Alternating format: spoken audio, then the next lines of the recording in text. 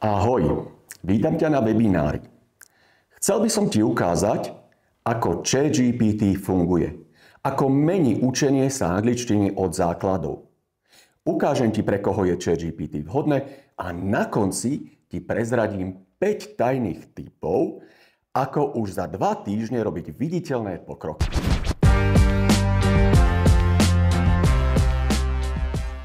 Prečo veľa ľudí pri učení sa angličtiny zlyháva? Angličtinu sa učia ako predmet, neučia sa ho ako jazyk. Angličtina totiž nie je matematika, nie je o tabuľkách, nie je o stĺpcoch, nie je o teórii a pravidlách. Je to niečo, čo si musíš užiť. Uč sa angličtinu ako malé dieťa. Druhá chyba, ktorú ľudia robia, je, že ho neprepájajú s reálnym životom. To znamená, nemajú reálnu motiváciu, prečo by sa mali učiť jazyk. Stále nevedia, ako sa motivovať. Z ChatGPT tú motiváciu a emóciu dostaneš úplne prirodzene. Ďalšia chyba, ktorú ľudia robia pri učení sa angličtiny, že sa boja, že budú vypadať trápne. Ale zober si malé dieťa. To sa nebojí. Dookola robí chyby, dookola rozpráva, bez toho, že by sa bál, že ho niekto bude súdiť. A presne o tom je učenie z ChatGPT. Nebude ťa súdiť, bude len trpezlivo počúvať, opravovať tvoje chyby a ty sa nemusíš hanbiť lektora alebo v triede, že spravíš nejakú chybu. Ďalšia vec, alebo ďalšia chyba pri učení sa angličtiny je to, že veľa ľudí čaká na správny moment. Zober si situáciu. Začneš s učením sa akéhokoľvek cudzieho jazyka a po chvíli prestaneš. Alebo učíš sa jazyk, prestaneš a po chvíli si povieš: teraz nemám čas, nestíham. Alebo je kopec iných vecí, ktoré sú prednejšie. Ja ti poviem jednu vec. Ak sa chceš učiť cudzí jazyk, tak už včera bolo neskoro. Najlepšie je začať už dnes. Ďalšia chyba, ktorú robí veľa študentov angličtiny alebo ľudí, ktorí chcú zlepšiť svoju angličtinu, je, že sa neučia v kontexte. Učia sa samostatne. To znamená, že sa učia slovíčka v tabuľkách, gramatické pravidlá v grafoch a reálne ich to neposúva. Naučia sa napríklad, že Apple je jablko. Ale pokiaľ ty nedáš do kontextu gramatiku, pokiaľ ty nedáš do kontextu slovíčko, tak si to zapamätáš len na chvíľu. Možno na nejakú písomku, možno na nejakú skúšku, ale trvalo sa ti to do hlavy nedostane. Som učiteľ angličtiny s 20-ročnými skúsenosťami. Odučil som angličtinu viac ako 10 000 študentov, prevažne dospelých študentov, tínedžerov, na jazykových školách, gymnáziu, vysokých školách a presne viem, čo funguje. Mojou prioritou bolo, aby to, čo sa študent naučí, si aj navždy zapamätal. Hľadal som inovatívne metódy, aby to študentov posúvalo neustále dopredu. A preto som začal tvoriť prompty alebo zadania pre ChatGPT, ktoré menia systém učenia sa angličtiny. Ja sám som začal asi tak, že som sa začal učiť estončinu. Nie preto, že by som o tom jazyku niečo poznal, ale pretože Estonsko je moja obľúbená krajina, kde sa rád vraciam.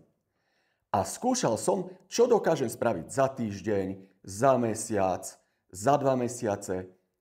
A po 2 mesiacoch som si našiel sparring partnera na internete a začal som s ním po estonsky komunikovať. Neuveríš, ale tá základná komunikácia a porozumenie už po 2 mesiacoch z úplných základov bežali perfektne. Dorozumel som, dohovoril som sa a keď som zistil, ako to funguje, začal som to prepájať s angličtinou, ktorý je jazyk, ktorý učím vyše 20 rokov. Prečo sa učiť angličtinu z ChatGPT? Pretože máš zadarmo osobného lektora 24 hodín denne, 7 dní v týždni. Môže sa učiť kdekoľvek, kedykoľvek chceš a nemusíš platiť 30-40 eur za lekciu angličtiny alebo akéhokoľvek iného cudzieho jazyka. ChatGPT trpezlivo opravuje tvoje chyby a navrhuje riešenia. Ty sa nemusíš bať, že niečo pokazí, že ťa bude súdiť alebo že to bude nedobre, pretože ChatGPT je tu pre teba. Nemusíš sa nikomu časovo prispôsobovať. Je ďalší dôvod, pre ktorý by si sa mal učiť angličtinu z ChatGPT alebo umelou inteligenciou všeobecne. Nemusíš dochádzať na jazykové kurzy. Nemusíš sa prispôsobovať lektorovi.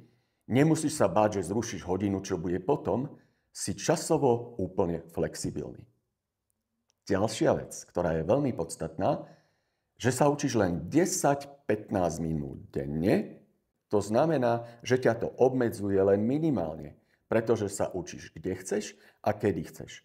Je to úplne jednoduché. Ak zvládneš zapnúť telefón, tak zvládneš aj toto. V e-bookoch, ktoré ti ponúkam, je všetko vysvetlené. Čo spraviť, ako spraviť, aby si sa učil angličtinu rýchlo a efektívne. Výhodou učenia sa angličtiny z ChatGPT je, že si zadania môžeš tvoriť sám. Napríklad vysvetlí mi predprítomný čas, tak aby to bolo rýchle, zábavné, efektívne. Lenže pokiaľ chceš spraviť kvalitné a dobré zadania, aby tam bolo všetko, čo potrebuješ, to znamená od emócií, pamäťových techník, čokoľvek, tak to zabere strašne veľa času. Mne tá príprava e-bookov zabrala 4 mesiace a pritom som pracoval 12 hodín denne. Ale aby si sa ty mohol venovať angličtine alebo cudziemu jazyku, aby sa nemusel zdržiavať s tvorbou promptov a konkrétnych zadaní, ja ti všetko ponúkam na zlatom podnose. 5 e-bookov s 260 konkrétnymi zadaniami. Sú spravené tak, aby učenie bolo zábavné, efektívne a aby ťa čo najrýchlejšie posúvalo dopredu. Ponúkam ti 5 konkrétnych e-bookov. Prvý e-book sa volá Z chaosu do poriadku. Je tam všetkých 12 časov, tých najdôležitejších, ktoré angličtina má. Budeš sa ich učiť rýchlo a efektívne pomocou príbehov a pomocou chýb. Pretože pomocou chýb sa učíš najlepšie a najviac si to zapamätáš. Každý čas sa skladá z 5 častí. Vysvetlenie, precvičovanie, pamäťové techniky a učenie sa na chybách. Každý jeden čas je robený tak, aby si ho pamätal. Ale poviem ti jednu dôležitú vec. Neponáhľaj sa. Pretože keď budeš chcieť mať zvládnutý všetky časy naraz, tak si ich nezapamätáš, nemáš ich precvičené. Ja by som ti odporučil naučiť sa najprv 3 až 5 tých najzákladnejších časov, použiť ich v rozprávaní, použiť ich v reálnych situáciách a až potom pokračovať časmi, ktoré sú menej frekventované, ale používajú sa v angličtine na tej pokročilejšej úrovni. Druhý e-book je Gramatika a slovíčka cez príbehy a smiech. Ako som spomínal, učiť sa slovíčka môžeš napríklad v tabuľkách. Môže sa ich učiť v stĺpcoch, že máš anglický, slovenský preklad. Tak to poväčšine funguje. Avšak veľa z týchto slovíčok si počase nebudeš pamätať. Jednoducho ich zabudneš, zvlášť ak ide o abstraktné slovíčka. Práve preto ja idem na to opačne. Urobím príbeh a tie slovíčka sa učíš v kontexte. Uči sa ich tak, aby si ich zapamätal. Tretí e-book, Pusť si jazyk na špacír, je o reálnych konverzáciách.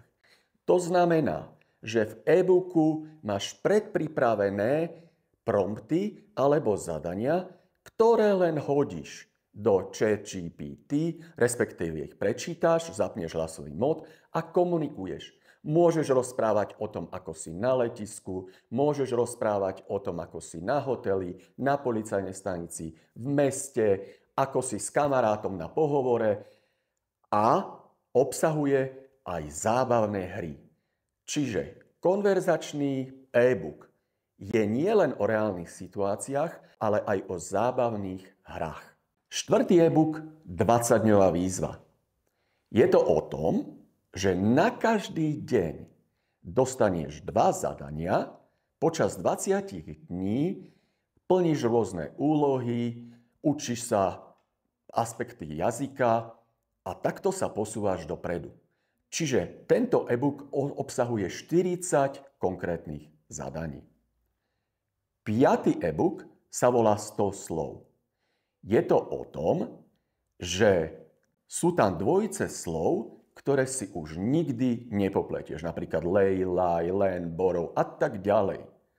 Je to preto, ak si chceš vycibriť jazyk na pokročilejšiu úroveň, mal by si tieto dvojice slov poznať. Sú vybraté tie najdôležitejšie a najpoužívanejšie dvojice slov. No a potom je tu e-book All-in-One.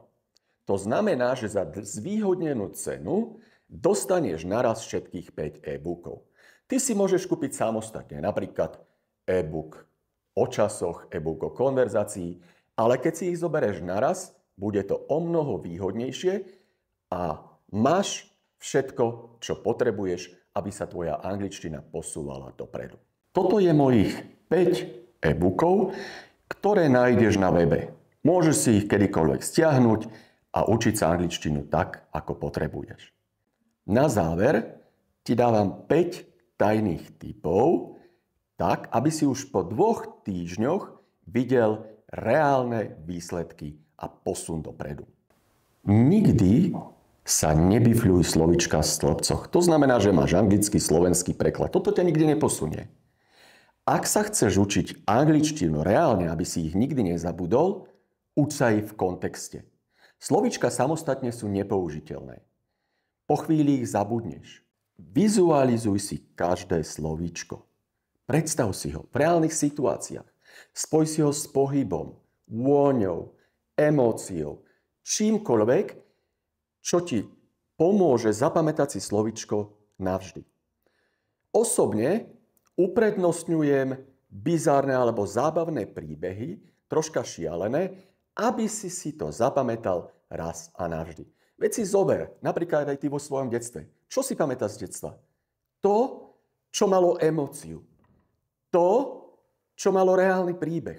A presne takto funguje aj učenie sa slovíčok. Jazykové školy ti to neprezradia. Ale metóda 10-minútových mikroblokov funguje oveľa lepšie ako 2-3 hodiny do týždňa naraz. Pretože krátke a intenzívne učenie sa angličtiny je lepšie ako hodiny bifľovania. To je dôvod, prečo ľudia, ktorí sa učia angličtinu z ChatGPT alebo s umelou inteligenciou, pokračujú oveľa rýchlejšie a výsledky je vidno už po pár dňoch. Zabudni na klasické učebnice a nudné cvičenia. Pretože mnohé učebnice obsahujú texty, ktoré ťa nebavia. Obsahujú cvičenia, ktoré ťa nebavia. A keď sa mozog nudí, tak ťa to nikde neposúva dopredu.